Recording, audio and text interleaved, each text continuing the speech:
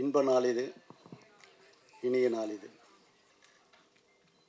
நாகபந்தம் ஒரு மிகப்பெரிய பிரம்மாண்டத்தை கண்முன் காட்டிய அந்த காட்சிகள்லாம் நெஞ்சை விட்டு அகலா மாதிரி மிக பிரம்மாண்டமாக மனதில் இருக்கை போட்டு அமர்ந்திருக்கிறது.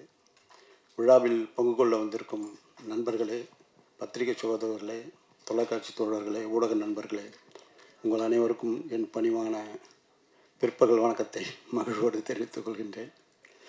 மொத்தத்தில் என்னவோ ஒரு உண்மை இந்த விழாவில் முழு வெளிச்சம் போட்டு காட்டத்தான் செய்கிறது. அன்பிற்கினிய அபிஷேக் அவர்கள், அவர் சார்பாக தம்பி, அவனை எப்பவுமே அடிதடி முருகன் சொல்லுவான். ஆனால் அவன் அடிதடிக்கு சொந்தக்காரன் கிடையாது.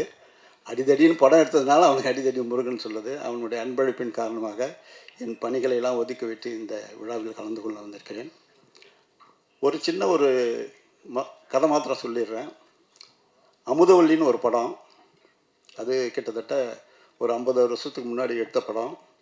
அது கிட்டத்தட்ட 40 வருஷத்துக்கு முன்னாடி நான் பேரகன் தேட்டரில் ரிலீஸ் பண்ணேன். ஒரே ஒரு போஸ்டர் தான் போட்டேன். இந்த படத்துக்கும் அதுக்கும் ஒரு ஒப்பிட்டு சொல்கிறதுக்காக ஒரு நாகப்பாம்பு போட்டேன், ஒரு குழந்தைய போட்டேன், ஒரு டயலாக் தான் போட்டேன். பாம்பு குழந்தையை கொஞ்ச வருகிறதா கொத்த வருகிறதான்னு. அவ்வளோ பெரிய வரவேற்பு. படம் ஹவுஸ்ஃபுல்லாகவே போச்சு.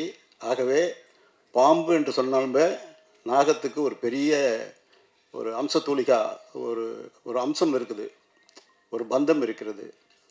அதாவது நாகத்தை தொட்டு படம் எடுத்த எந்த படமும் தோல்வியுற்றதே கிடையாது.